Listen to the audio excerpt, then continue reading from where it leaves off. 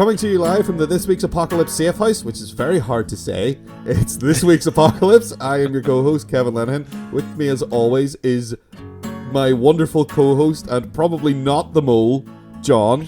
Nope. John? Yes. Are you the mole? No, although I'd say no anyway. You'd be a pretty fucking terrible mole if you were to say, mate, I'm the mole. Oh, mate, you have to tell us if you're a mole. Did you not know that? Oh, it's illegal. If you don't tell me you're the mole and then you sell secrets, that's a crime. Yeah, I know. Of course it's a crime. Yes, so we're secret. Of course, we've been spies all along, John. True. Haven't we? Well, that's the whole point, yeah. Yeah, I mean, Everyone's a spy. Everyone's a spy, or no one is, or whatever. That's no. That just means no one. No. I'm trying to filter this through The Incredibles, but it's not quite working. So anyway, John, there's a mole in the organization. Yep. Oh my God! Can you believe it? We've been sitting in the lobby with our newspapers with the eye holes cut out, and yeah, I think that the fact that we're sitting there reading newspapers at all in 2022 is a little bit suspicious to begin with. So I feel like maybe that's one of the many flaws in our system. The receptionist going, yeah, just sit beside those two spies there and we'll be with you shortly. What spies? Oh, the guys reading the newspapers with the eye holes cut in. They're wearing trench coats and big black fedoras. You know those guys? Sorry, madam. What's a newspaper? A news? Oh, it's like a website, but for old people. It's like Twitter, only physical. It's like, oh no, it's not even like Twitter. Might as well be. No, Twitter's just a horrible fight in a pub. That's what Twitter. That's the real world equivalent of Twitter. Some poorly educated person with quote unquote opinions screaming at you across a bar. That's what Twitter is. Oh gosh. But anyway, John, we need to figure out how to root out a mole. We need to figure out some way to lure them out. Yeah, and catch them. And all the James Bond movies we watched didn't help No, because they he comes in and goes, "Hello, I'm James Bond." Oh yeah, from like MI6. Yep. Yeah. Like it turned out that was not a good tactic. No. Announcing that you are a secret agent and saying your very real name to everybody in the room was very, very foolish. Hello, so 007 here. What? That sounds like a weird sort of spy designation. Oh yeah, it is. Yeah, it means you're allowed to murder people. Like, I have this license, I can kill you right now. Aye. So instead of doing that, John, instead of just showing up, announcing ourselves, and then murdering everybody, which in the real world isn't practical, we have 3 other movies here about that wonderful word espionage. Ooh. John, espionage. Yeah, they're all thematically about rooting out moles in one way or another. Yes. Or about moles, or about doing that kind of thing. So, John, first up, we have The Lives of Others from 2006, directed by Florian Henckel von Donnersmarck. Ooh. I'm not going to try to say that name. Too late. I already said it, so it's mine. So the log line for that. In 1984, East Berlin, an agent of the secret police conducting surveillance on a writer and his lover finds himself becoming increasingly absorbed by their lives. Ooh. That's Cold War intrigue there. Fun times.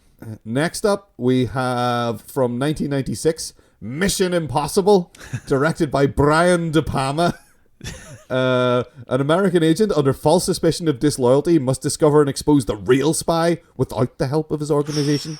Ooh, you've been disavowed. Ooh. Yeah, ooh. Simple, to the point, straight up. Yeah. No mucking around in that description. Yeah. And then from 2011, we have Tinker, Tailor, Soldier, Spy, directed by the pretty great Tomas Alfredson, I'm going to say. Yeah. This guy's got a history of pretty goddamn good movies. Mm-hmm. So in the bleak days of the Cold War, espionage veteran George Smiley is forced from semi-retirement to uncover a Soviet agent within MI6. Ooh. I've never been clear on the difference, John, between MI6 and MI5. Is it like a CIA NSA thing? Is one like domestic and one foreign? I did look it up before, and like MI6 is like It's basically the super secret one. Okay, well, you Like, know what? Maybe we'll learn more Yeah. when we watch. Like, So this one's more secret than the other. Well, is what you're saying? MI5 is just the security service, and then MI6 I think is like more Antagonistic. covert. Yeah, antagonistic. They're more antagonistic. Maybe. I don't They're know. the secret intelligence services. Okay, all So right. it's Well, like, well, maybe we'll learn more when we sit down and watch these movies. So let's go. All right, John. Well, I'm definitely not the mole, that's you're- that's exactly what a mole would say. and you told me you weren't the mole, which is Yeah. exactly what a mole would say, which is a problem. Yeah. Maybe, I don't know. Well, I mean, what's a good way? Do we bug everybody's houses? Is that a good way? Because that seems like a lot of manpower. And who do we put on it? How do we know that the person that we put on the bugging duty isn't themselves a mole? Well, you know, you pick someone who just seems very loyal. At some point, you do have to, use a bit of judgment, and you pick someone who's clearly a believer in that sense. Someone who's just like, this guy could never be the guy because of all the things he's done. Because he Just has like- no emotions. It says he's an emotionless husk, just like our main character in Florian Henckel von Donnersmarck's. I've done that twice now. Yeah, really well done. The Lives of Others from 2006. That man's name is so long. That man's name is so long. It's Yeah, I such made a long cup of name. tea while you were saying that. It's so long, but he knows how to make a movie. John, Yeah. what did you think of The Lives of Others? I love this movie. I've seen it. I seen it when it came out on DVD actually, because I was working in a DVD shop at the time, and they were really trying to push it, and I was going, you know what? Because we both have done this when we worked in record stores and stuff, where Was your it the same wages one that we both worked in that you were Yeah. working at the time? Yeah, okay. and yeah, it's like when your wages came in, they just disappeared because you Yep. had all this. Like we all had the box with our names on it under the counter. They You gave go, you like "Ooh." a 30% discount Yeah. on everything, and it was bad for me. So we were all malnourished, and we all subsided on pot noodles and Mostly, beans. And, I had a lot of beans, beans and toast. At one point, oh, I you was could afford just- toast. Ooh. I know. Sometimes every other week it was toast. Sometimes it was like just a bowl of like Tesco's like 40p pasta with some pesto mixed into it, and you were actually kind of getting all of your vitamins and minerals out of that. But it's not a really great way to live. No. But But we may have been malnourished that way, but we were very well entertained. we were culturally we were very nourished. Yeah, Physically, yeah, exactly. Physically, we were terrible, ill husks most of the time. We've no one to blame but ourselves, John. Yeah. If anyone had been bugging us the way they were bugging people in this movie, they wouldn't have had very, very much to entertain themselves. No. But goddamn, this movie's great. Yeah. It's a real, like, I don't want to say it's a slow burn as such, but it kind of it's is. an so emotional build. It's consistently very interesting. Yeah. All the way through. It's fascinating, and it's kind of miserable in a lot of ways. I mean, it mainly concerns the East German Stasi, Yeah. which was basically the GDR police. Which, I mean, I don't service. care what movie you make, if it's about that, it's gonna be Yeah. be pretty grim, no matter Yeah. what. They were the Communist Party controlled enforcement agency in East Germany. Yeah. So they were very much that sort of Soviet era attitude of spying on everybody, and it's all about like philosophical betrayal. Yeah. And like this person's ideology doesn't fit, so they are a criminal. Mm-hmm. Yeah, and like that's kind of like the problem with that. It's such a nebulous thing Oh yeah. to say that, but that's how they're victimizing people, and it's really messed up. So they're almost like saying like this person has bad ideas, And a lot. It shows you a lot of it is like they target a lot of artists, a lot of writers and composers and things like that, predominantly, because it is like their two kind of free thinking in a way. Yeah. And I like that it's. I was about to say touches on it. It like heavily goes into actually the corruption at the top, just being like all about personal gain and like the whole thing is really predicated on the sort of desires of this culture minister. Yeah. You who is know, absolutely hard. Like he's the such guy a who plays scumbag, him is so good because he is. you hate him within seconds of meeting him. Yep, he's so effectively just like the first time anyone has a conversation with him. In fact, I kind of hate everybody. I mean, you're supposed to, like, all the Stasi all people the Stasi are just sort terrible. of awful. Yeah, there's a couple of wee like sort of Norberts who work there who you're kind of like, oh, I can see this guy's just doing the job. And maybe he's not necessarily dedicated ideologically to the thing, but he's there and he's doing it. Yeah. Like the wee guys that he has helping him, and there's a couple of people, there's one particular guy who makes a ill-informed joke at the time. That's ill-advised joke, sorry. Yes. Yeah, he makes a joke about the party chairman in the presence of someone who's a superior, and it does not go well for him. No.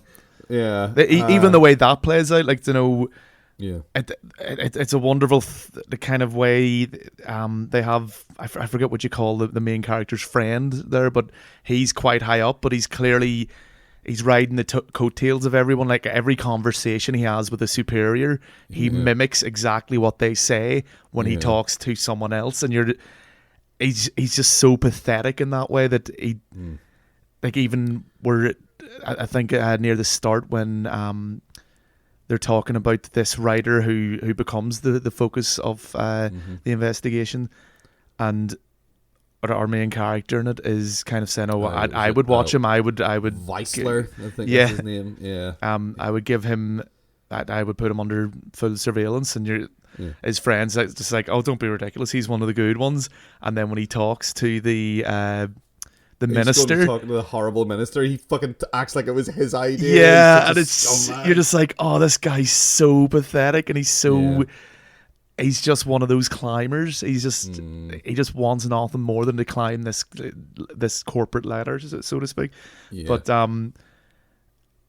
love the fact that, like, in that scene with the guy who just makes the joke, that you can't believe what comes out of that guy's mouth, that he kind of acts like, no, it's fine, I have another joke. And he tells him this. It's the fact that the guy, he makes the guy tell the joke, and it's this real, like, it's like it starts out like one of those scenes in a Tarantino movie where somebody says something and everything gets weird and somebody starts like laughing and smiling at someone, and you're like, someone's about to die. Yeah. But because this is sort of a lot more grounded than a Tarantino movie, that's not what happens. Just a little. Yeah, you get the same feeling in the pit of your stomach of, oh no, this is about to go really rotten. But in a Tarantino movie, someone would pull out a gun and start shooting someone at some point. But it would still be somewhat of a surprise, even though you knew it was coming. Yeah. But in this, it's like, he turns and you think, oh, he was just messing with him, and then you're like, was he? Oh, but was he though? Was he? And that goes on for the whole film. Yeah. Anytime anybody says anything to anyone like that, you're like, are they serious? Or are they being sarcastic? Or are they pretending to be serious? Yeah. And really they mean this person is screwed? It's just constant. And it's like, it really gives you that feeling of like, this is what it maybe would have felt like living there. Yeah. It has that really oppressive atmosphere throughout. Where like things, because we know more than the targets of the because we're very much following the Captain Wessler, who is the one spying on them. Yeah. And so we have more information than them. So like things are happening, you're like, oh no, because you're very much rooting for them, of course, because they're nice people who are, for the most part, like I mean, one of the few problems I have with this movie is that I do find that Wessler's kind of switch, like his kind of change in ideology in a way, happens a bit too quick. Yeah. But I kind of think they wanted that just to kind of, they needed to get him to that point, and the movie's more about, like, I can forgive it in that sense that it's more about him dealing with this, like, almost realization that he's on the wrong side in a way, and in certain ways, and kind of just grown to love these people. And yeah, it's like he's gone too deep, and he's just started to like the people that he's paying attention to, and he's hearing them make statements about stuff and realizing things. I think most of his I think it's completely justified, just because like most of his turn comes from him observing his superior, was it Grubitz? Yeah. It's the fact that guy is above him and he's climbing the ladder, and then I think it's once he realizes that the only reason they're investigating them at all is because the culture minister wants the writer's girlfriend. Yeah. I think that's where he's like, he becomes disillusioned.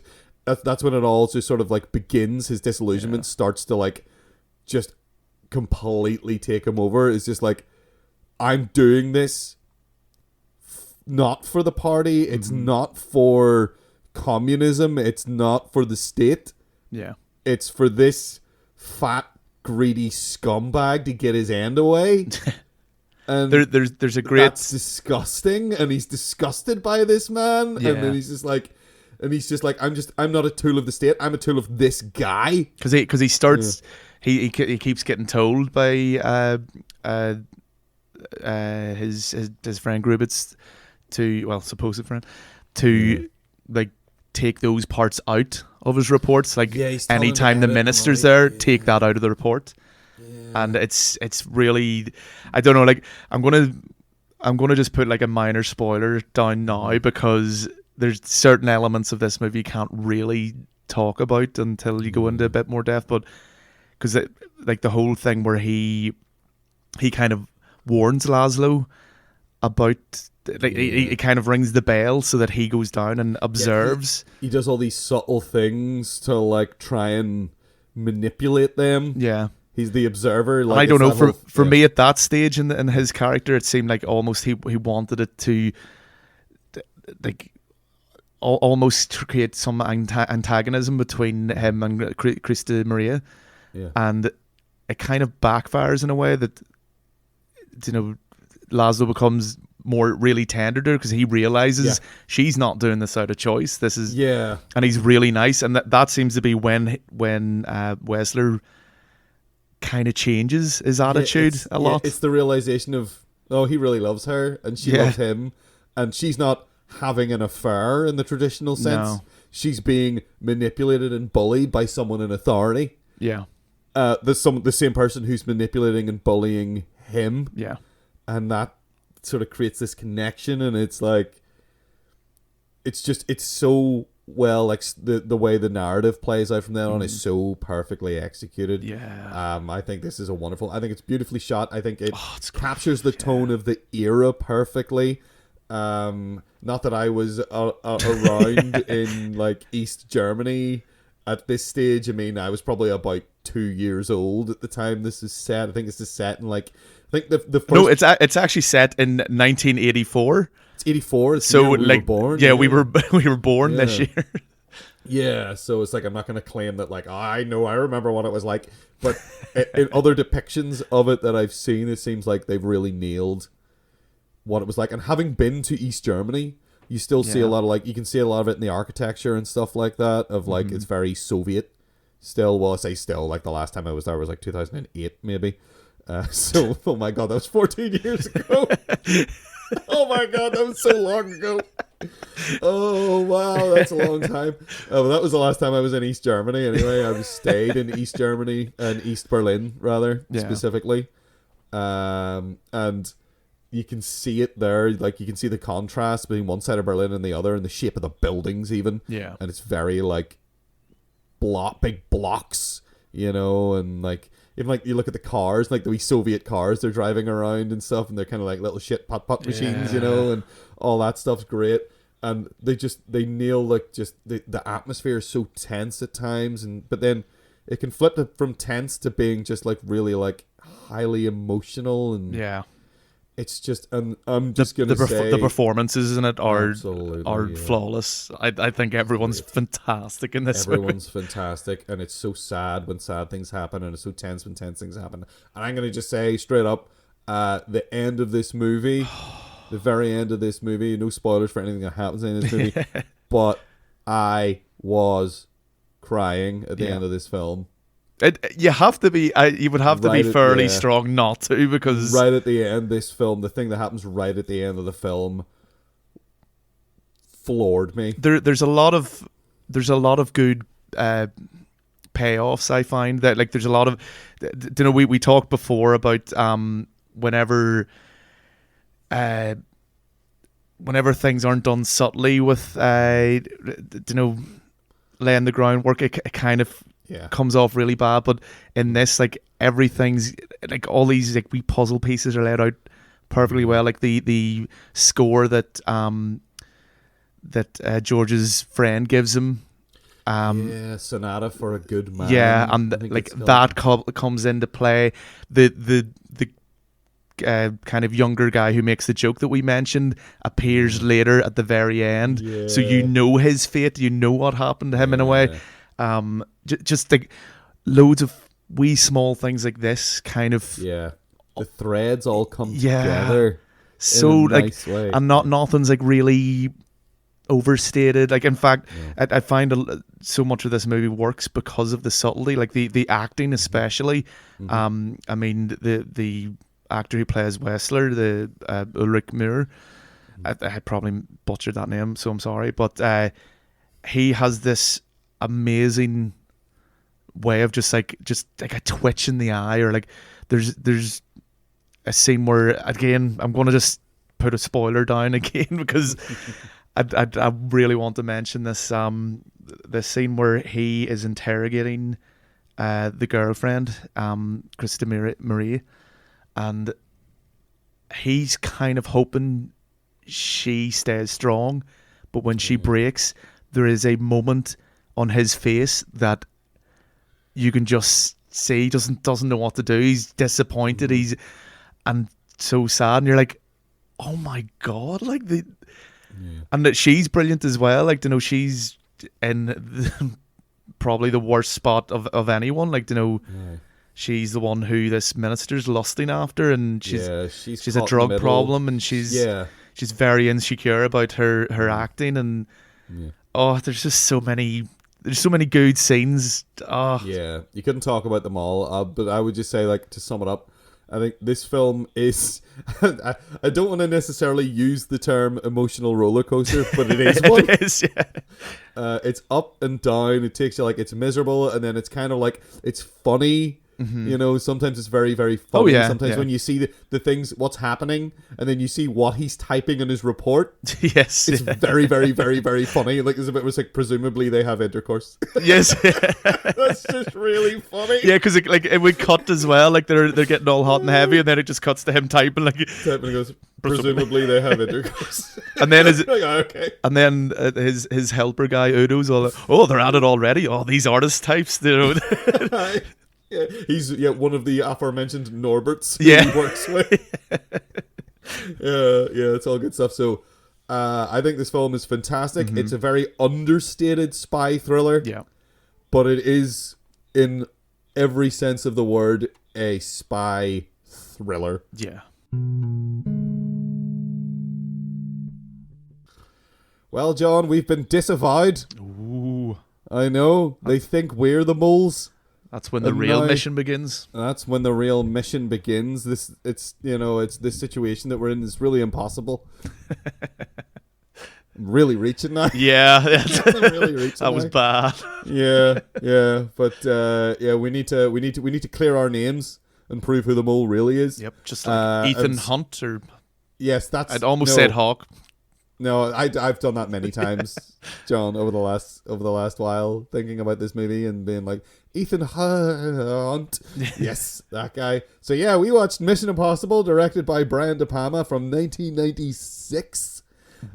So let's just go over the wee logline for that one. An American agent under false suspicion of disloyalty must discover and expose the real spy without the help of the organization. Which is our exact scenario, John. How convenient for us. Hey? So, John... Does that mean it automatically wins, then? We don't even need to watch Tinker, Tailor, Soldier, Spy? No, we'll get to that. Oh, okay. I think that would be premature. Yeah. John, let's say. So, John, what did you think of Mission Impossible? I love this movie as well. So yeah, I think it's great. It's I think it's great. movie. I think it's sorry. I'm doing a step all over here, but it's really. I was so thrilled the whole time I was watching this film. I was like, "Fuck, this really holds up." Yeah, I mean, it really does. It has moments which I kind of I always seem to forget about, like the negative parts of this movie, because the rest is done so well that it, because there's like a few like weird, I would almost call them Mr. Bean parts, where like there's the guy that like the very famous scene where he like drops down into the ridiculously secure computer area, and the comically secure area that they're breaking into, where it has been pastiched and satired in every goofball comedy that has come out since 1996. Yeah, like if you don't know what we're talking about, I do not know. You must. You are. Yeah, it's like you must live on Mars or something. Yeah. But there's like a whole thing where they drug him, so he's having to run to the toilet, and there's like just weird wee moments like that don't really fit in, and there's like the train conductor near the end who like mugs for the camera, and you're like, it's fucking, this is weird.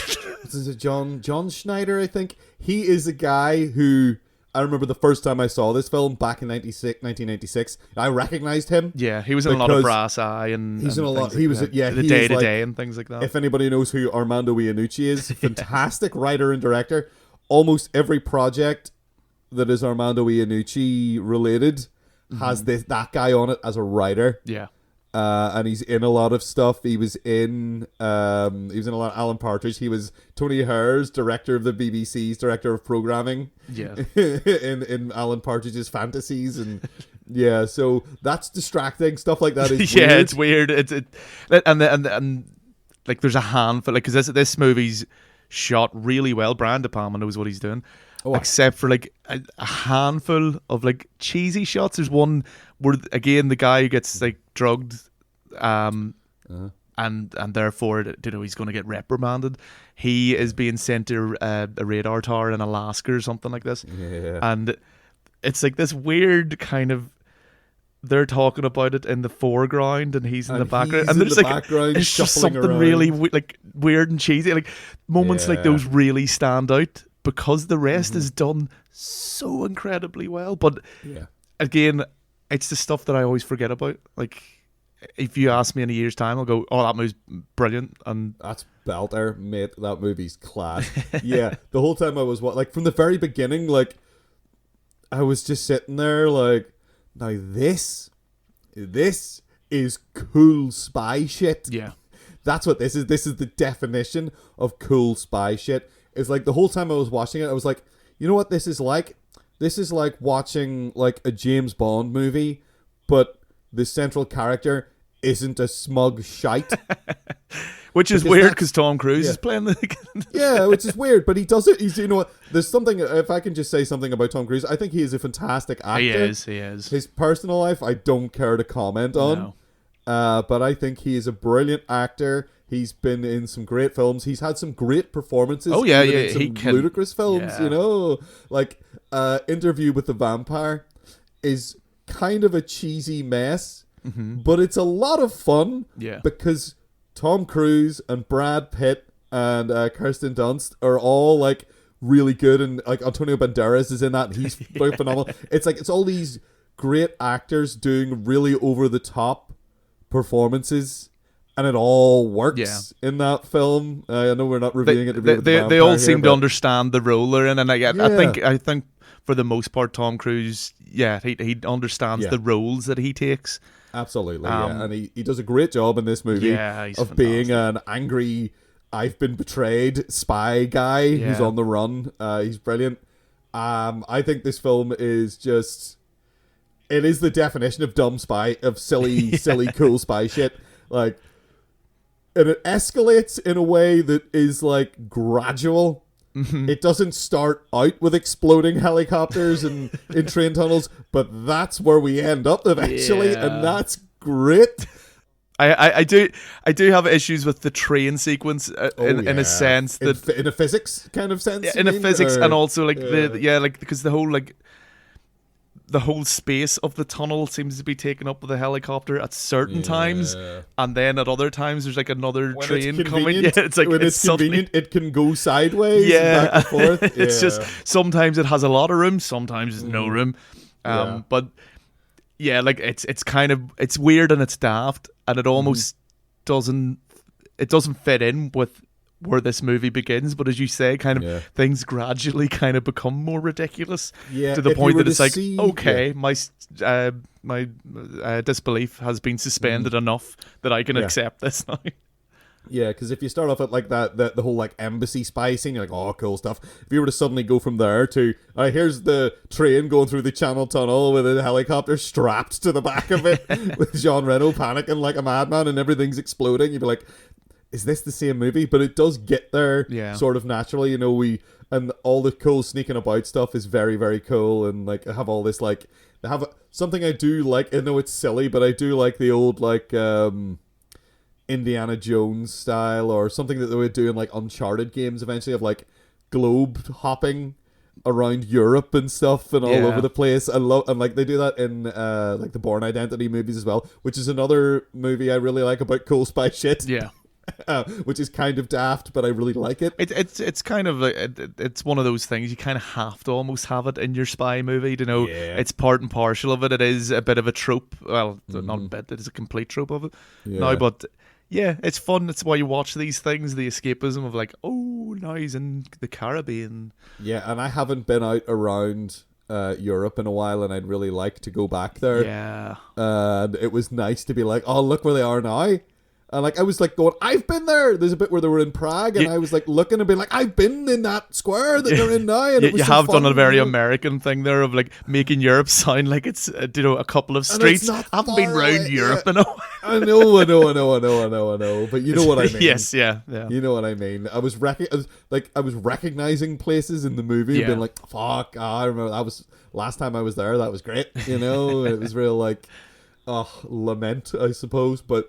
Yeah, there's a lot of style in this movie. Like very much so. Out of these three movies, this is the most kind of like slick and makes espionage seem cool and kind of awesome. The other two are kind of the grim reality almost. Yeah, of it. It's in the same way. It's kind of in the same way that like when Brian De Palma made Scarface, he did kind of make being a drug kingpin seem slick and cool. Yeah, now, there is a lot of sort of reality crashing back to reality sort of violence and misery in Scarface as well. Yeah, there's a good sort of mix in Scarface, but this is all just over the top, shiny, sparkly, explodey, sneaky, silly gadgets side of it that it's relentless in it, and it's like, oh, betrayals, ooh, there's so many different weird like little looping around betrayals in it, and you're like, this is fun, and this is happening. He also does the groundwork, I think, at the start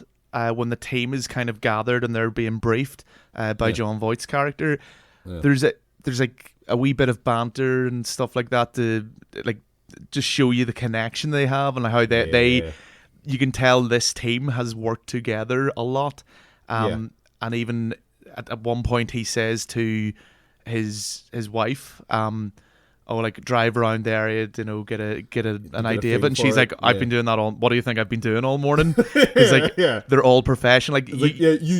I knew you were going to tell me to do that, so I've already done it. And like we things like that where they didn't have to spend a kind of like in Alien where they don't have to spend a massive amount of time. They do it by allowing it, like these lines and stuff show you the relationship they have, very much like an Alien, and gets you connected to them. So even though, and this is early spoiler, but I mean this is some kind of those characters we don't get to spend a lot of time with. We kind of get a sense of them and who they are and their role in it, and like with like Ethan Hunt like having a bit of banter with like the computer guy and all, like you go, all right, oh, don't mess this up again like you did in Prague or wherever. And he's like complaining about the fact that he doesn't get to wear a tux, because he's sitting in an elevator shaft on his laptop the whole time and moaning about that. It does it really what it does a good job of, I think, is if if you ever watch the old Mission Impossible TV series, it does a good job of having the setup be the same as one of those episodes.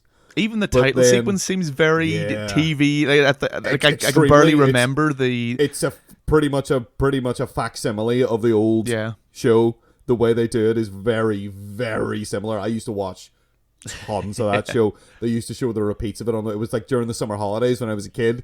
They would show it on in the mornings and I would be up every morning to watch Mission Impossible. And it was fucking great. Because Leonard Nimoy was in it at one point, which I remember being really confused by.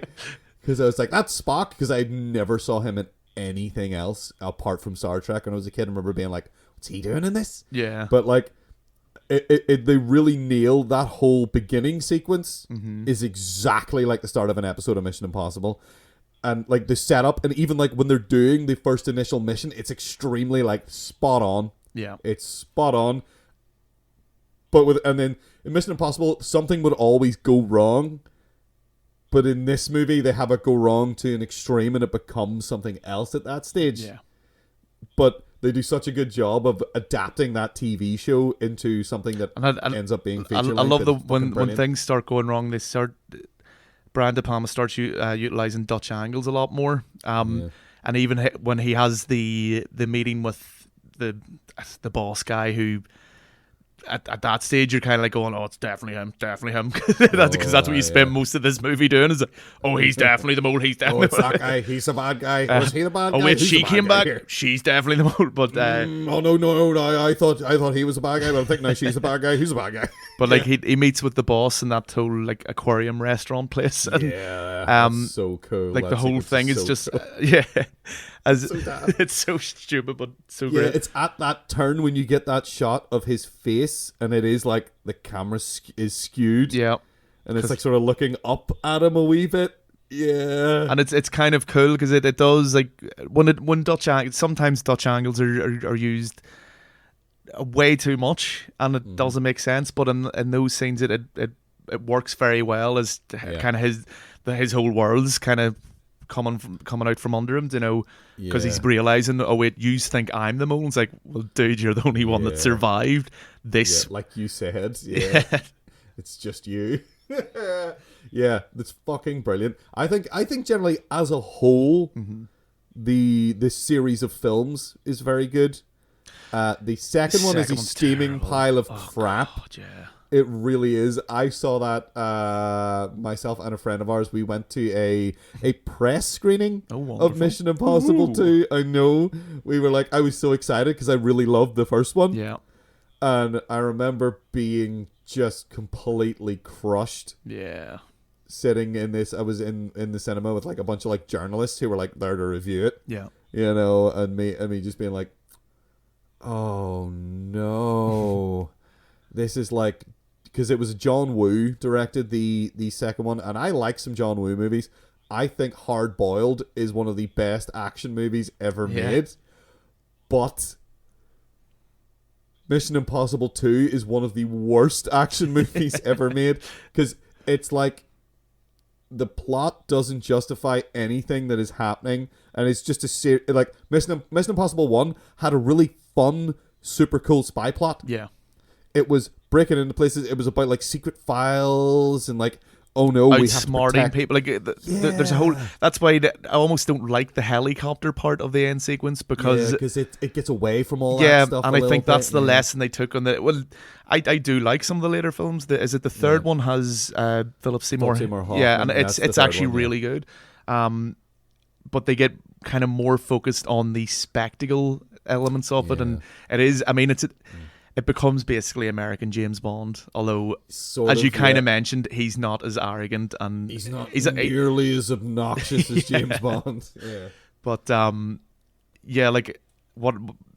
this is my favorite Mission Impossible movie because it has the things that I really like in it. You have the espionage, you have the kind of almost like, because a good spy movie I find is almost like a good murder mystery, and you know, where it's all about working out who is the one and who and why. Yeah, there's always that's always the interesting thing in movies like this. You're like, okay, who's doing it, but then you go like, well, first before we do that, why would someone do this? Yeah. And that's how then you have to try and work backwards from there. Which is why it's almost ridiculous when John Voight reappears in this movie and has his whole movie cough thing. Yeah, but I think that they almost play that knowingly because he almost immediately figures out what's going on at that stage, and you're like, okay, you're not going to drag this out then because the whole audience knows. Yeah, it's like, all right. That's it. You're just like, well, I kind of get what's happening now. And then you realize, like, he's talking to him, he's talking as if he doesn't know, but then you get the little clips of what he's imagining. Yeah. And you're like, he's figured it out too. Yeah. Okay, I don't feel insulted now. You're not insulting your audience. Thank you very much for that. That's great.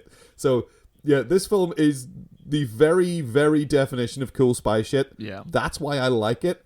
I do like the other Mission Impossible films. Well, 3 and 4. I haven't seen the 5th one yet. I can't remember. But I remember liking the 3rd and the 4th one quite a bit. The 2nd one, as I said, is garbage. It's just a crappy action movie that is just so obsessed with style over substance, which can be fun sometimes. But with Mission Impossible 2, it got so ludicrous. It wasn't even funny how ludicrous it got. No, it was just like I remember is them jumping off motorcycles to at each other to have a punch up, and I was just like, that's the point where I realized that it was a bad movie. And even Impossible 2. Like they have in this movie they have the masks that they put on and stuff but they look great. Yeah, Rob Bottin did did the special effects, but I think in this it kind of.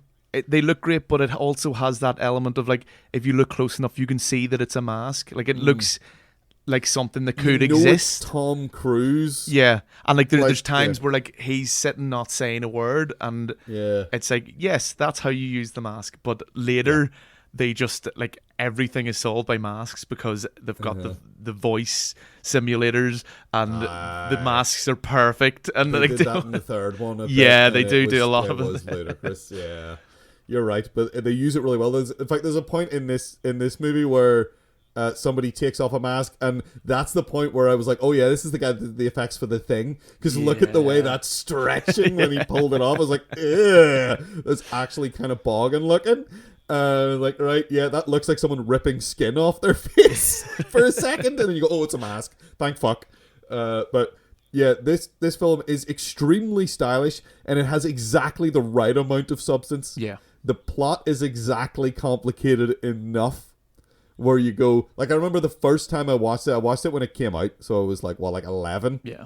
Maybe. And I remember being like, I'm not entirely sure what the thing is that they're trying to steal, but I'm still happy to be along for the ride. I think it maybe took me like the 2nd or 3rd time watching it for me to go, oh, right, that's what it is. Yeah. Okay, I get it now. Whereas this time I was watching it going, well, yeah, oh, God, I was dumb. I was really dumb back then, I guess. Well, no, I think with all these movies, there is, I mean, they're not the kind of ones that you can fully switch off to. They're not, like this one is the most popcorn bubblegum movie out of the 3 of them. And even it demands a bit of intelligence or a bit of or just paying attention because... Yeah, things do get a bit complicated, and I like that. I mean, I don't think there's enough movies like that to be honest. I think that's the beauty of it. It becomes a high octane action movie, but it still doesn't feel like it's talking down. Yeah, that's the payoff for using your brain. That's your reward. There you go. You worked it out too. Now here's an explosion. Yay! Yeah, but it doesn't feel insulting like a lot of action movies do. It doesn't feel like it's talking down to the audience. And I think that's my favorite thing about this movie is like if you have a spy movie that is dumb and is talking down to its audience, then you have a bad spy movie. That's Mission Impossible 2 right there. It's weird that like the sequel to this is the perfect example of exactly what not to do. Not to do, yeah. Everything that Mission Impossible 1 did right, Mission Impossible 2 does almost deliberately wrong. Yep. And I think I don't want to blame John Woo because he has done some great films, but it feels like John Woo with Mission Impossible 2 tried to instead of making a sequel to Mission Impossible, he wanted to make the atypical John Woo movie, and it just didn't work. But Mission Impossible, fucking great. Yeah. I love it. I still love it. I thought maybe I was gonna not like it this time. I haven't seen it in like maybe 15 years. Yeah. But I enjoyed every fucking minute of this very good, silly, dumb cool spy shit movie. Well, John, welcome to the boardroom. Ooh.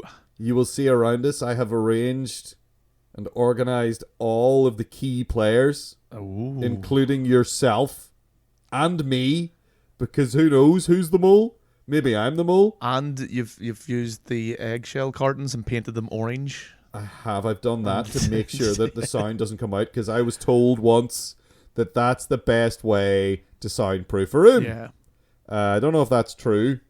You could have just taken taking the eggs out of the boxes would have been. That would have been. I wasn't sure, because I remember hearing it once. Yeah. And I was like, is that because of like? Do you leave the eggs in? Is that because of the sound conductive or deadening qualities of like the yolk inside the egg or something? So I just sort of crushed them all up against the walls and then taped them on. It's starting to kind of smell a bit in here. Yeah, we need to work this out very, very soon. So we should get probably to it quite quickly. So yeah, we've got all the key players. You know, I would come up with nicknames for them all, but there's too many. Yeah, I'm no John Hurt's character. Control. I've briefly Control. I think he's just called Control, don't they? Yeah, I was trying to think of his actual name in it, but doesn't matter. So I'm no Control, but I am Control. But why would I organize a mole hunt if I was the mole, John? You know, maybe it's just specifically to throw off. Seems like a lot of trouble. Seems like a lot of trouble to go to, but you never know, John, in this spy game that we're in. So, Tinker, Tailor, Soldier, Spy, let's just go over the blurb, shall we? So, in the bleak days of the Cold War, which I believe is sometime, it seems like in the mid-70s, maybe, I'm not sure.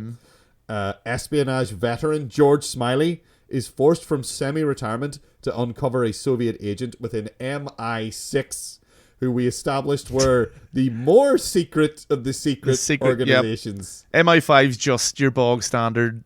Yes. We're security. We're in, yeah. Whereas MI6 is like intelligence gathering, I guess. Are we security? Who knows? Who knows? Well, John, I'm wearing a hat. Did you learn that then? Did we learn what the fuck they are when watching Tinker, Sailor, Soldier, Spy? John, what did you think of it? Directed by, Thomas Alfredson, the director of Let the Right One In, by the way, which is one of the best vampire movies ever made. But go on. What did you think of this movie, John? This movie's great. It's not one of the best vampire movies ever made, though. It's maybe one of the best espionage movies ever made, though. You know what? Actually, that's one of the problems I have with it, is there's no vampires to be seen. Yeah, that's a big problem with a lot of movies, John. It is.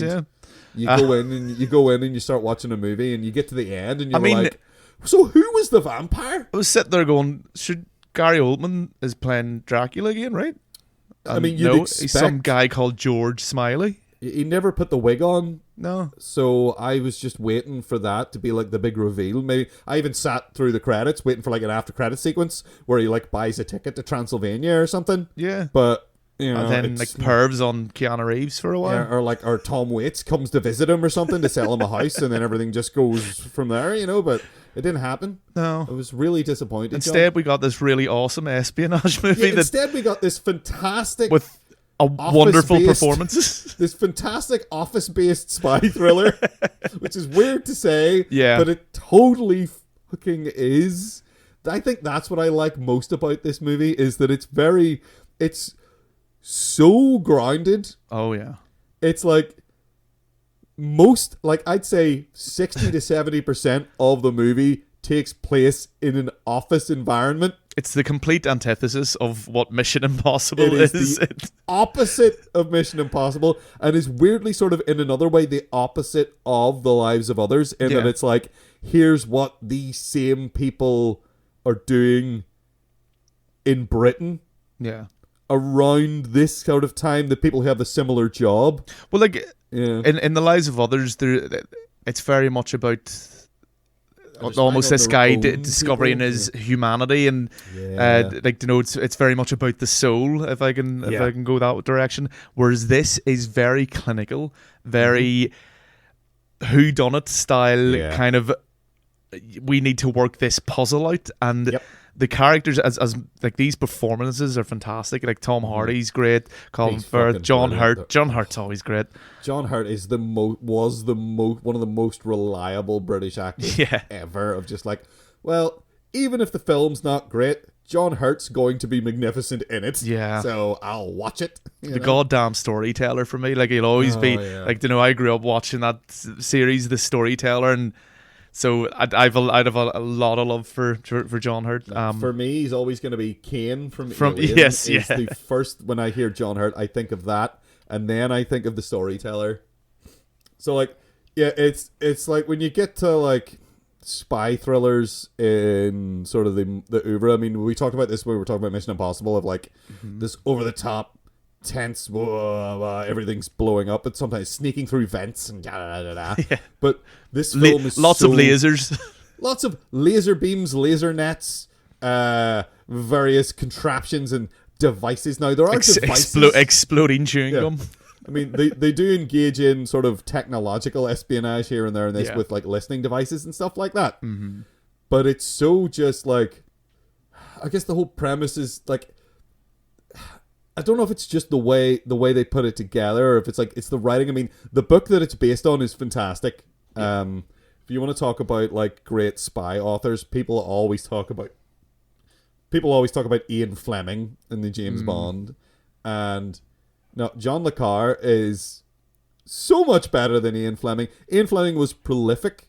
Yeah, like Ian Fleming's very prolific, but like John le Carre is just a better writer, and he was also, or maybe both of them were in MI6, but I know John le Carre was in MI6, so a lot of this. Ian Fleming was. I think Ian Fleming was 100% Mickey-uppy. Yeah, it would make sense because James Bond is just ludicrous. Yeah, James Bond's like a superhero type guy who is a bit of a wanker.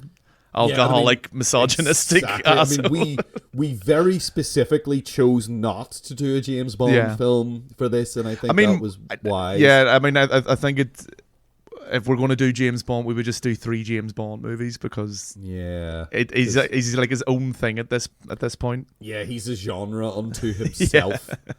Whereas like something like Tinker Tailor Soldier Spy is very much like, I mean, you have a lot of like, there's so many great movies based on John le Carre movies. Like there's The Spy Who Came In From the Cold is great. There's another version of this movie that is brilliant as well. I think this one's better. Yeah. It's been a while since I've seen that, because the original one was like a BBC like made for TV production. The one I'm thinking of is that one that you're talking about there, and had Alec Guinness in it. Yeah, who's fucking brilliant. Yeah. But like, the cast in this is incredible. I mean, Gary Oldman's so good as George Smiley, who's just like this. I don't want to call him a nerd, but he kind of is, but they all Is that just because he wears glasses? No, it's because he's into paperwork and like, looking at stuff like that and being like, he likes poring over the data, and like, he's very that kind of focus. Tom Hardy's very much not a nerd in it. He's the like agent guy. He's the wet works. Would you call it? Yes, absolutely. He's a field agent. Yes, there we go. They don't like to use the term. Americans like to use the term the wet works because they're disgusting, apparently. I mean, his like Tom Hardy's character, like he is the field agent. He's not necessarily out to murder people in his thing, although it definitely is a part of his job. Yeah. But he's mostly just like to get information. It's all about information gathering. Whereas James Bond, it never really felt like that. No. James Bond, it was always like they were pretending he was out to get information, and then he would just have sex with every woman and murder some guy who's essentially a comic book supervillain at the end of the thing. Whereas this is very methodical. It's very sort of like, I'm going to block out the sun. Yeah, it's very much the James Bond thing. Whereas this is there's none of that. We're going to plant information into the newspaper, The Sun. Exactly. Exactly, John. That's exactly what this is. Yeah, so it's just it's hard to say. It's hard to pinpoint just one thing. Yeah. That this movie is doing, because it does everything brilliantly. I will say the set design in this is phenomenal. Phenomenal. If I could speak, I would say it, but apparently I can't. Because someone drugged me. No. Yeah. Like every scene, it just looks like the time period. It's like you went into a time machine, and it looks all so great, and the way it's shot's fantastic as well. I love how it looks. It looks like it was made at the time that it's set. Yeah. The film grain, you can almost reach out and touch the film grain. And it's kind of the only thing that distinguishes it from to be kind of more modern is the actors in it. Because you're like, because you go, that's Gary Oldman and that's Kieran Hines and that's Toby Jones over there. I know who he is. And you're like, but did they build a time machine and go back to like 1976 or something? What the fuck? Yeah, but it's brilliant. Yeah, it looks phenomenal. It's beautifully shot. The acting is superb across the board. I don't think there's a bad performance in this either. Very much like with The Lives of Others, the performances are so, especially because it doesn't have the kind of bombastic kind of scenes that Mission Impossible has. It relies so heavily on these performances, and it's great. This is one that I think out of the three of these movies, this is the one you really have to pay attention to the most. Absolutely, because it's like the Maltese Falcon or those like old style noir movies where every piece of information, every wee nuance, or like, because you're not being like spoon fed like, oh, this guy flew to Germany, and it's like, oh my god, that's a massive clue. It's like all wee tiny things. It's how you approach a certain clue, and it's like, why did he pick up that letter and stuff? Or why did he? It's all very nuanced, very small wee clues, and it's great. Yeah, it's like they're not just following clues. They're like they're trying to figure out enough stuff so that they can lay a trap, because they don't even necessarily know who it is. Until their trap gets sprung, they're not sure, and it's very, very, it's so good in that regard. Yeah, it's like Lives of Others relies on an emotional component so much. Mission Impossible is all about, here's this almost overcomplicated thing we're after that you don't necessarily have to actually understand, because we're going to do a bunch of action-y stuff as well that's going to get you there. And then we're going to have a reveal at the end where we do little flashbacks to stuff and show you where all the twists were. Whereas this is just like, you just have to kind of go, wait, what? What? And like, they do a lot of good visual stuff with that, where they have all the code names, and there's a point where he goes to Control's old flat and finds all the chess pieces that have the code names of each person and the little photographs of them on it. And like, they do a lot of good stuff with that to get you like, okay, here's where we are now. You get a couple of wee bits of just like almost summarizing, but there's still a responsibility on you as the viewer to have paid attention. And to have been like, okay, I know who this guy is, and I know why they suspect each person, and I know the ways in which they've all been acting suspicious. And now I need to figure out whether the ways in which they've been acting suspicious relate to the thing they're investigating, or if it's just because they're suspect people. Which is wonderful, because it's like they're people whose business is to do this kind of stuff, and they are all hiding stuff from each other. But they're hiding stuff from each other legitimately a lot of the time. So that's how it becomes so difficult to parse.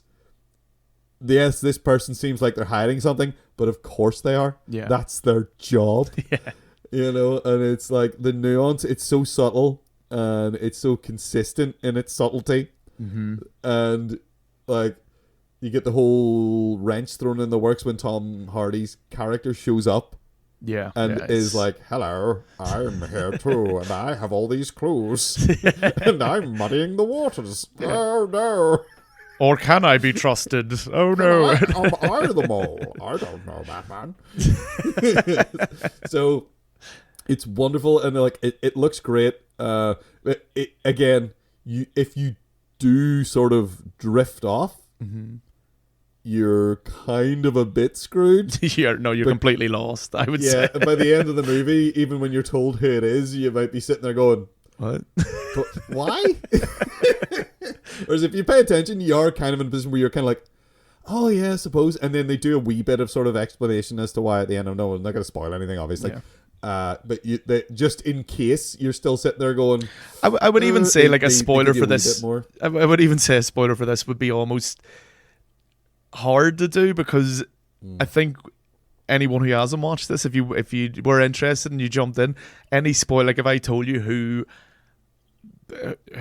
was the double agent or whatever, or if there even is a double agent, then you probably would forget it by the time you get to that stage, because there's that much going on. Tell me, which one did he tell me was actually the guy? I don't know. There's a lot of information, like overload in this, that you need to remember. Again, like very much like those old movies, that you have to remember the names. You have to like know what the key players are doing, what Project Witchcraft is, because it comes into play quite a lot, and then it seems really complicated, and then they explain it, and then you're like, that's it. I think I know what it is. And then they explain it again and you go, oh, I get what it is now. Yeah.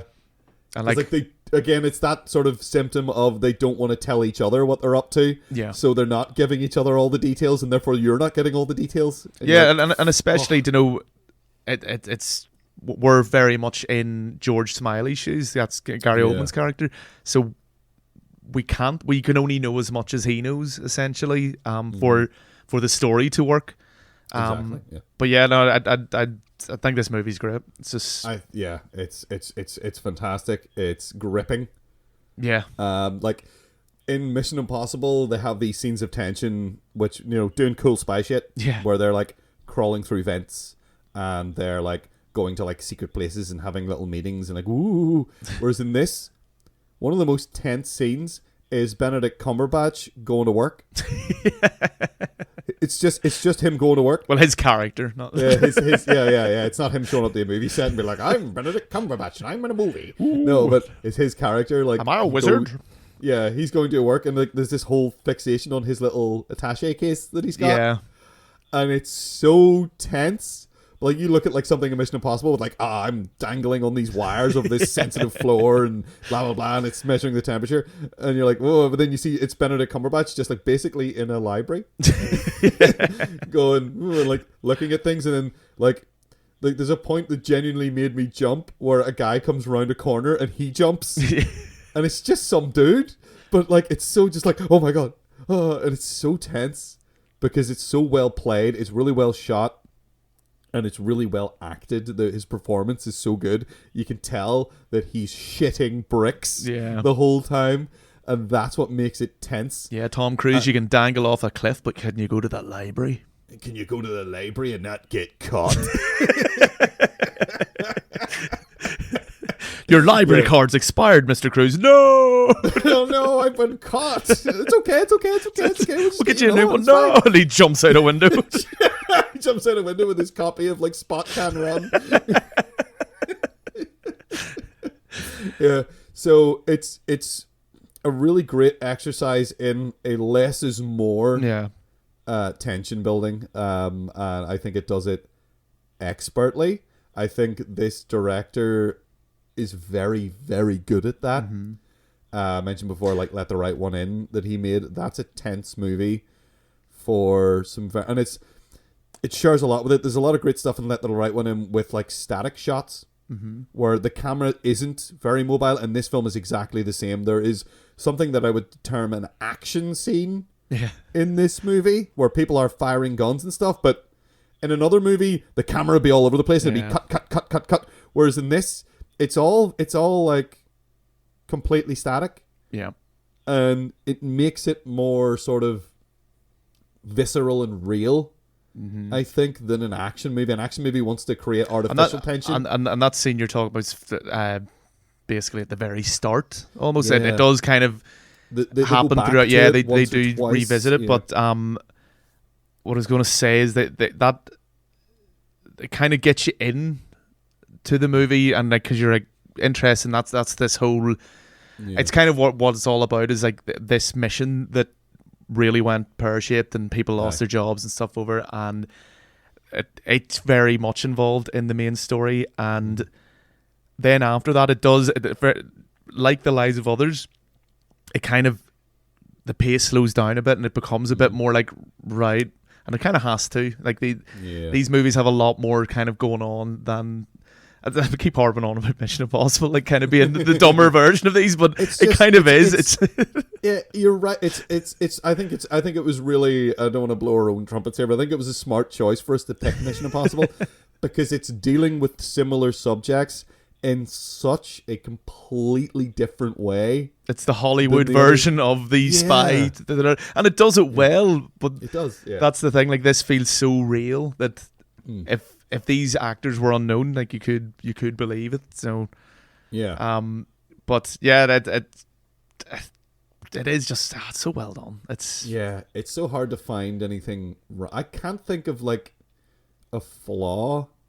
I mean, if I guess the flaw would be like, I guess it's not really even a flaw of like, if you stop paying attention, you will get lost. I could see the argument that it is unnecessarily complicated in certain aspects, where there's certain characters that maybe aren't kind of introduced, or you're given no kind of indication of who they are. So you get very little on the people he's investigating as people. Yeah. I think, there's very little. Like, Toby Jones and Kieran Hines and Colin Firth aren't necessarily on screen very much. No. You get them in like the scenes with flashbacks and stuff. I think it handles that stuff really cleverly as well, actually, of like him remembering stuff about them. Yeah. More than anything. But you don't really get to know them as people very much. There's the one character that played by Mark Strong. Yes. Who I think is the most human person in the whole. He's the most like, he's the real, the one you get to know as a person most. Yeah.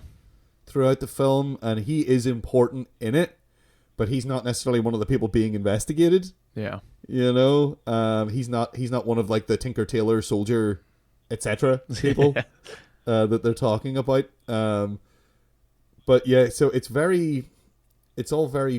just so like paperwork focused in a way that makes makes it sound so boring. It makes it sound so boring, and it should be, but it isn't. Yeah. It's somehow still really tense and interesting and involved.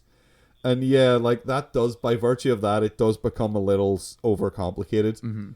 But as long as you pay attention, you're probably all right. I would say so. But, it held my attention. It really held my attention for the entire runtime of the film. I thought it was brilliant. I guess to sum up, I don't know, would you say it's like... It's a real great office thriller? Wow. I can see why you were not involved in the PR for this movie. Absolutely not. I'm not a marketing guy. It's the greatest office thriller ever made.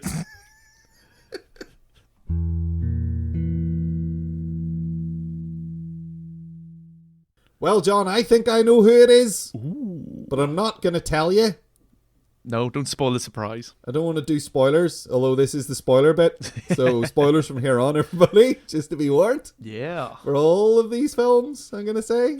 Because these films are so eminently spoilable to a degree. Yeah. Because they're so deep. A lot of them, even though some of them are a bit silly, but one of them, is still actually, for such a silly film, it is also still remarkably detail-focused. Yeah. In a way. So, big old spoilers, probably, for everything, because we're just going to straight up talk about probably the endings of all three of these films. Yeah, the endings are very important. They're very for significant the three of them. For all of them. Yeah. So, I'm not the mole, you're not the mole, but am I, but are you? And could you be? But before we figure that out, John, which of these was the best movie? And I am going to have a lot of trouble with this, because I'm not sure I know. Well, I was thinking quite a lot about this because I kind of knew when I finished them.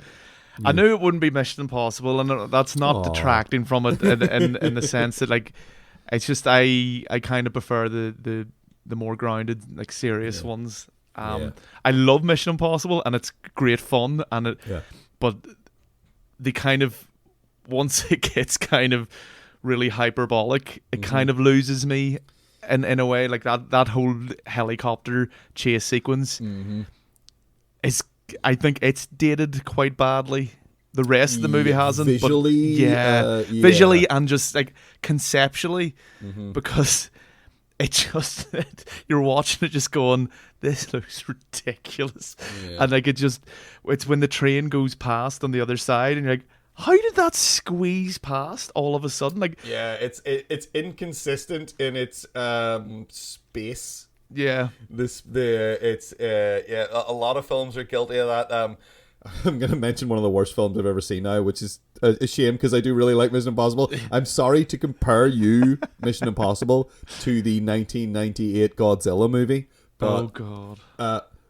One of the many, many problems with the 1998 Godzilla movie is that the relative size of Godzilla keeps changing depending on what they want to happen. So it's like, oh, Godzilla, he's bigger than these buildings, but then somehow he's also able to hide amongst these smaller buildings later, and then he's not quite very big here when he needs to be standing in this stadium, but then he's also bigger than the fucking Brooklyn Bridge, you know? That's one of his powers.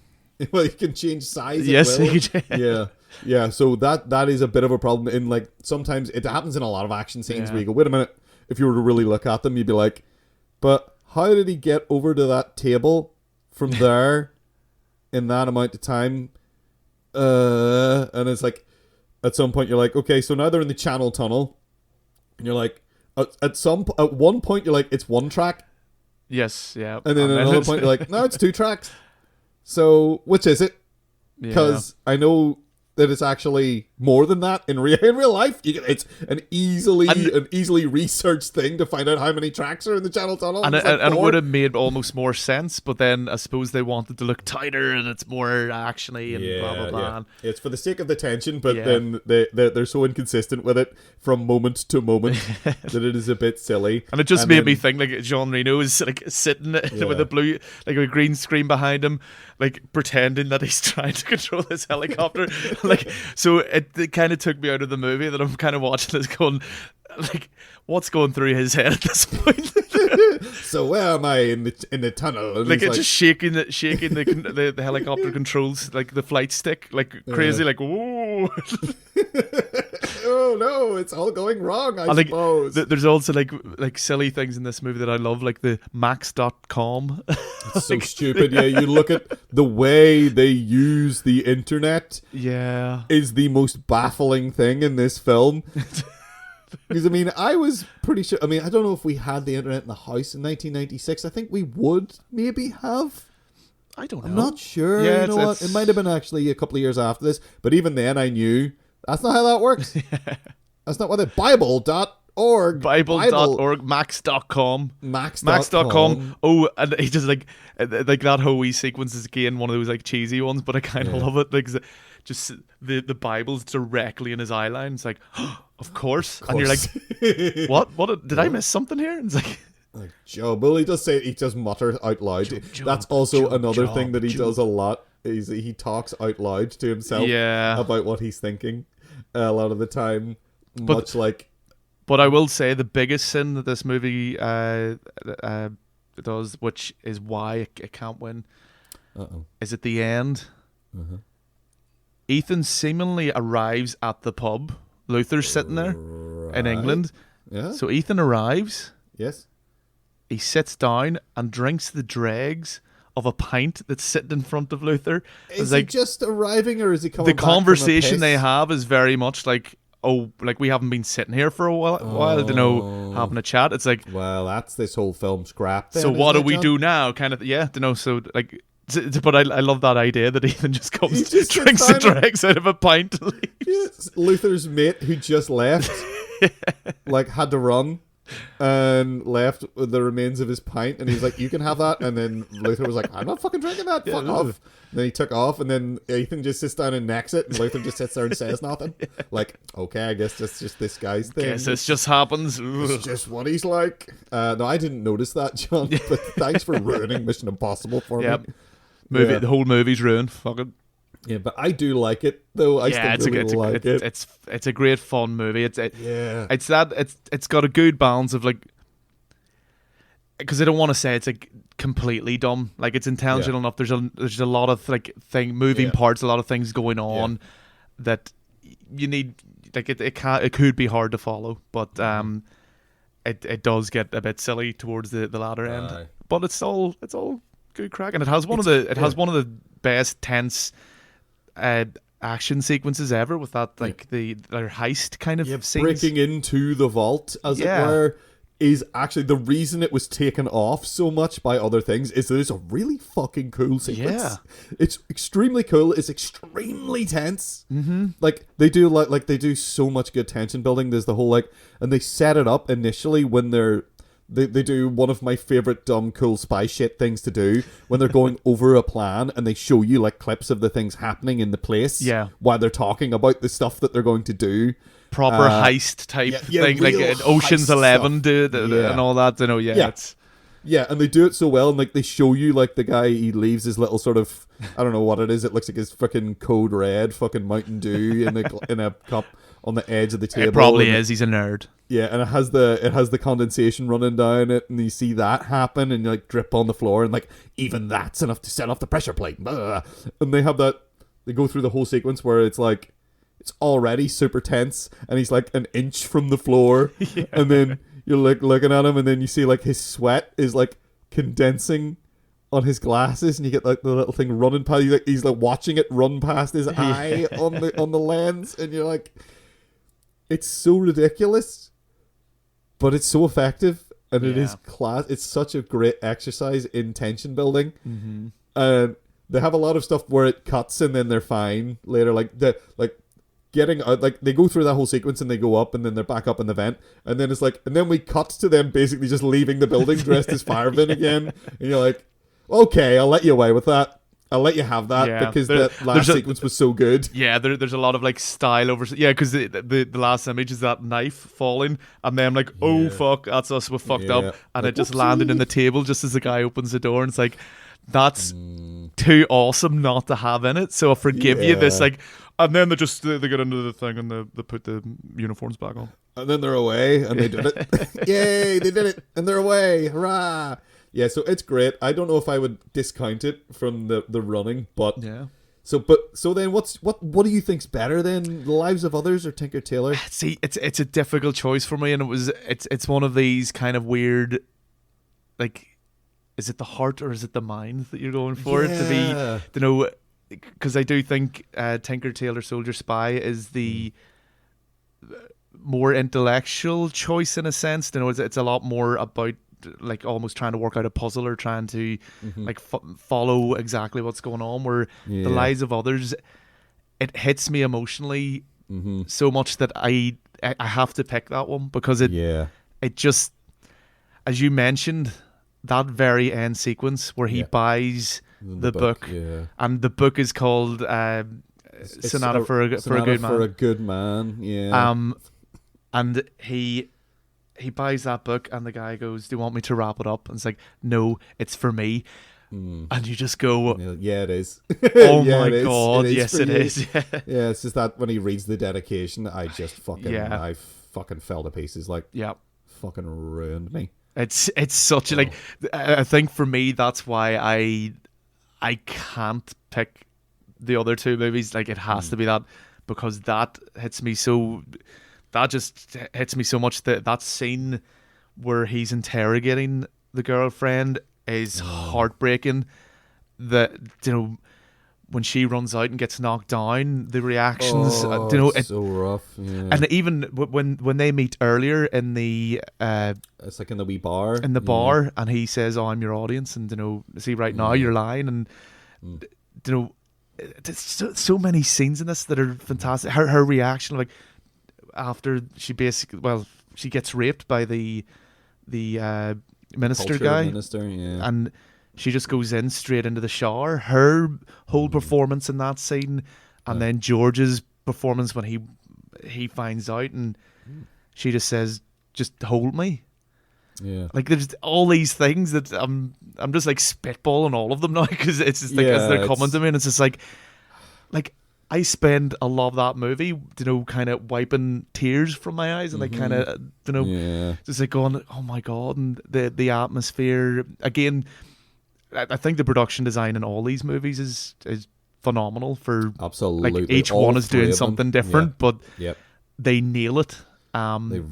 The acting's great in all of them. The editing, in these movies, like I think in Mission Impossible, as I alluded to before, there was a few like cheesy, a few odd choices, but it works for that movie. Like if it was in The Lives of Others or in Tinker Tailor Soldier Spy, it would be ludicrous. Oh, it would be completely out of place, but they have a tone that they mostly stick to and intentionally, I was going to say subtly escalate, but they don't really subtly escalate it. They naturally escalate it.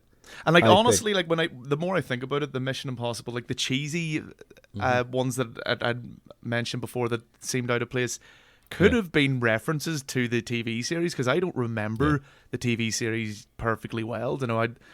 I like yourself, I watched it as a kid, but it's not something that I can really remember too well. I remember a lot of it. I watched so much of it. Yeah, I watched so much of it. I was like, every morning they showed it. Like there was 2 episodes of it on every single day. Yeah, during the summer holidays when I was like, I don't know, like maybe 9 or 10. And I would just every morning I was up watching Mission Impossible. And like they really nailed the first 45 minutes of that movie, half an hour, 45 minutes of that film. They really do that perfectly. Yeah, they nail how the TV show is, and then break from it whenever there's the twist and the betrayal. Yeah, that's where but it's a natural break, and it works really well, I think. And like the tone's really good, and like there is also like Jim Phelps is a character. He's the guy in the original show that John Voight's character is in this. Like he's the only like through line kind of thing. He's the only through line. And he's playing it very well. Anyway, he's very much that character up until he isn't. Which is the big deal twist in the film. Again, spoilers, but so I think that film, it's edited like an action movie, but it also has that nice heist movie thing going on too. That is just, and it does that so well. When it does it well, it does it really fucking well. So I have a hard time picking between all 3 of these movies for completely different reasons. Yeah, they're like for being quite similar in the fact that like we can group them together in this ridiculous category that we've created. Yeah, they are very, very, very different movies. Yeah, so I don't know, because I really enjoyed Mission Impossible like thoroughly. I was fucking grinning like a fool from the very beginning little sequence where they're pulling the job in Kiev, and I was like, oh, this is really cool and daft, and I love it. And it's just so consistent with that nonsense. That main theme comes in at because we didn't mention even the music. That main theme's fucking great. Now I know why you want to hate me. Oh, don't. Man, Mission Impossible 2 is so bad. You're intent on dragging us down into Mission Impossible 2 here. But it's such a fucking drop off from the first one. But the music in this seems to come in at the right times as well. Like it's used quite well. And I think it's Danny Elfman did the score, I think. Yeah, he did. I think Danny Elfman did the music, as far as I know. I mean, it's the original theme written by Lalo Schifrin, but I think Danny Elfman did the actual reworking and the score of the whole film. So it's a nice sort of play on that theme for the whole film. Much better than Limp Bizkit. Apparently it was Larry Mullen Jr. and Adam Clayton did The actual reworking of the main reworking theme? of the theme, yeah. Okay. For anyone who doesn't know, that's the drummer and bass player from U2. The least obnoxious part of U2. You can be forgiven if I say those names for you to go, who? It's like, the rhythm section from U2. Yeah. But there you go. But I think the music in all these movies again, it's great for what they're doing. Like very understated in the other two movies. Tinker, Tailor, Soldier, Spy has, from what I remember actually, and I only watched it last night, was it very subtle and absolutely. Very just appropriate for what it is. The Lives of Others, again, very subtle, and especially like when the likes of George plays the piano piece, Sonata for a Good Man. It's very much more impactful then. Yeah, it's affecting. And Mission Impossible is just like, go! In your face! Yeah! Yeah! Are you on the edge of your seat? I bet you are. I will say that a wee bit of trivia that I discovered. Sebastian Koch, I think. Again, probably butchered that last Koch. Who plays George Drayman, the writer in The Lives of Others, actually is the one playing the piano, playing that piece. Oh, okay. And he learnt it over months. He practiced and practiced. So fair play to him, because I think it adds a level of authenticity to it as well. Method right there. That's good stuff. I like that. Yeah, that's cool.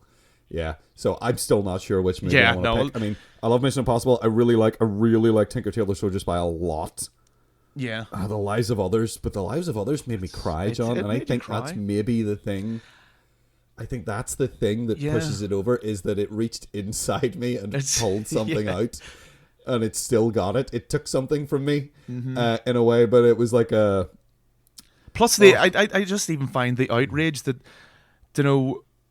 a lot of the times it's very easy to kind of forget how good we have it in a way, and like to watch a story in which they're trying to prosecute someone for writing an article about suicide rates is ridiculous, because at some point that's what this becomes. It's like, who wrote this article that the West have about suicide rates in the East, and like you're just sitting there going, that is mental.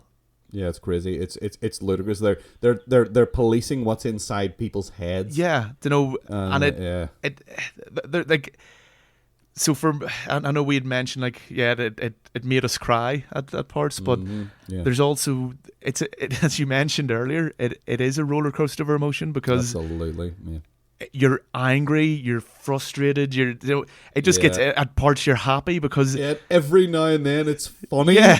Which is just, it's so well done. It's expertly done. I love George's mate, who's like all kind of anti-establishment, who even like points out, oh, that's my bodyguard over there, and like you see this guy like hiding behind a tree. He's such a rubbish guy trying to like spy on them. Yeah, it's so bad. But yeah, so I think The Lives of Others is probably it because of that emotional component. But I would like to say that this is maybe one of the best weeks I think we've had for film quality across the board, because Mission Impossible is genuinely really good spy thriller. And I think we almost needed Mission Impossible to kind of, alleviate a lot of this, because these other two movies are kind of dark and very oppressive atmospheres that we mentioned. Absolutely, Mission Impossible was kind of a great wee lighthearted one to have. It is, yeah, and it's lighthearted. It is grim at times. Bad things happen to people, and like again, Tom Cruise is a good actor, and you do get like sort of a, when everyone from his team dies, he's really fucking upset, and you get to like all of those people. Like, really, they do a really good job of setting all those people up, like you said before in that beginning sequence where you get to know them around the table and they're talking, and you get to know like, oh, they all know each other and they trust each other, and here's what this person's like. It's kind of like that, as I've so often referenced the opening sort of group scene in Predator, where everybody's getting their one wee line here and there, and you get to know who this person's all about in a really simple way. They do that really well at the beginning. And like, so you do get emotionally invested in these people who then get immediately murdered, and it is a bit upsetting. Like, this is why he's upset. So there is an emotional component to that, but it's mostly just like, this is complicated. Ooh, twisty-turny, explosions! And it's all fun, and it's all done really well. But The Lives of Others is just like, I'm gonna persuade. We're going to show you someone who is so dedicated to something. I like to use the term believer. Like, he believes in the state. Yeah, you see someone losing their faith in it, and it is in such a believable way. Tinker Tailor is technically a marvelously executed film. It's very well written. I'm a big fan of Jean Le Carre in general. I think he's one of the best spy writers. Yeah. I do have a deep affection for like the Bourne trilogy as well. I think those are fantastic films. I never watched the ones they did later, like the Bourne Legacy and the one that was just called Jason Bourne. Yeah. But, I wasn't really interested in seeing that because I feel like the Identity, Supremacy, and Ultimatum was just a great trilogy. Yeah, it should have just ended there. Yeah. So it's those films are like, 'cause they feel like they're post Mission Impossible. Yeah. And that like they're not doing that as well. They're being way more subtle. Yeah. Like those Bourne movies have those action sequences and stuff like that, but they don't have the great sort of everything's exploding thing anymore, and it's way more subtle, so you can feel sort of like these other two films sort of through that kind of theme going on, and like it's like a nice mix. Like Bond, I'm just not interested in James Bond really at all. No. I've seen almost every Bond film. I haven't seen a lot of the Daniel Craig ones, to be honest. I just haven't bothered. And any of the ones I've seen beyond, I really loved Casino Royale. Yeah, me too. Maybe because Mads Mikkelsen's in it, the way we've got great. like a mad hard on over him. Yeah, we do indeed. That's not the way I would have put it, but yeah, okay. But I'm not gonna say you're wrong. But no, like I do genuinely think Casino Royale's enjoyable, but the other ones, they lean too heavy in the ridiculous kind of kind of boring almost, because he just always feels invincible. Oh, here we go again. He's going to jump across this rooftop and he's going to shoot 15 guys. And, and then the bad guy's going to be a ludicrous over-the-top supervillain who's going to die. I would say, going to fail. I think with these three movies, I'm just looking at them actually. So sorry to cut you off there. It was just like, because I just want to say for Tinker Tailor Soldier Spy, I think if you want kind of I think it's the most realistic depiction of what espionage actually is in a like day to day what these people do. This one feels, and it's from a credible source in a workplace. Like I mean, the whole place, most of it takes place or in and around their office. Yeah. Doing their work. Yeah, exactly. And as we've mentioned before, the writer has hands-on knowledge. He was actually one of these agents. He did this job, so there's authenticity to it. All, like as we mentioned, the production design is fantastic. The acting is fantastic. All the elements are there, and it's a brilliant who done it, why done it kind of thing. But if you want the emotional distress, let's say, go for The Lives of Others. Lives of Others, I gotta pick it. I think. But these other two films were fucking brilliant. It's about time we had a difficult choice with these, because two of them were like, so the last few months it's just been like, well, we know which one we're gonna pick, don't we? Whereas I genuinely had a hard time. Like I could see myself having picked Mission Impossible because it was the most fun I had. I guess in a way it was the most fun film, but it's so difficult. But The Lives of Others, I think, because it was so emotionally affecting, I'm gonna pick that. But John, which of these movies then helps us root out the betrayers within? Oh, they all succeed in that. So they're all pretty good at doing that, Yeah, they're all competent at their jobs. Yeah. I feel like which one we could emulate the best, though. I mean, probably The Lives of Others, because all you have to do is sit in an attic and listen to them. Oh, mate, I could do that, because like, I feel like I would maybe get a bit distracted, though. See, I'd probably be sitting watching movies on my phone. Yeah, we'd probably be more like watching something. We'd be like his partner, Udo, you know, just like... Just kind of every time he comes in, he's sleeping or something, and he's always coming in late. Like I could do that though. Okay, we'll just, you know what, John? That's a really good idea. We'll just be that guy, and someone else can root out someone else who a state believer, let's say. Yeah, let's get someone who believes in all this shit to like do all the hard, heavy lifting. I mean, what we didn't mention, I think we should briefly. I don't want to dwell on it, but I think the three of these movies are very very adequate for the time period we're living in as well. Absolutely, you know, with Russia going mental and stuff like that, they all seem to kind of fit in quite well with what's happening, which I think helped with the, you know, identifying with the stories as well. Yeah, like intentional misinformation is like a big component. Yeah. Of all three of these films, but Tinker Tailor Soldier Spy especially. Yeah. I mean, at a certain point in Tinker Tailor Soldier Spy, you're kind of sitting there going, is this just the Russians trying to get them to chase their tail? Like, there's no mole, and it's just, this is just time wasting. Yeah, I mean, that is considered at one point. Yeah. Of, like, whether or not there is a mole at all, or whether they're just being messed with. Yeah. By this, I can't remember the name of the Russian spy master that they keep referencing. Oh, in yes, it, but there's a guy they keep bringing up. You know, and he's like, oh, that he met once and he still has his lighter, you know, and it's like, oh, that's so rough. But I don't want to dwell on it, but I think it bears mentioning. It's very, it's a very important, and the fact that like that's one of the most grounded one. It feels very much like, that's the reality of what's going on, and that's how we get to things like where we are today. Yeah, stupid little games played in back rooms. By greedy little men. And greedy little men, John. Horrible, greedy little men. Yeah. Fuck them. How about that? Yeah.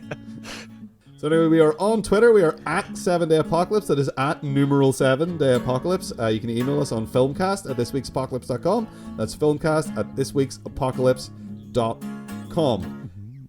Being a spy seems pretty easy to me, John. Yeah. Really? You just sit in a wee... Well, for us, just sit in a wee room, write everything down, and act like we don't hate the guys in charge. Alright? Okay, so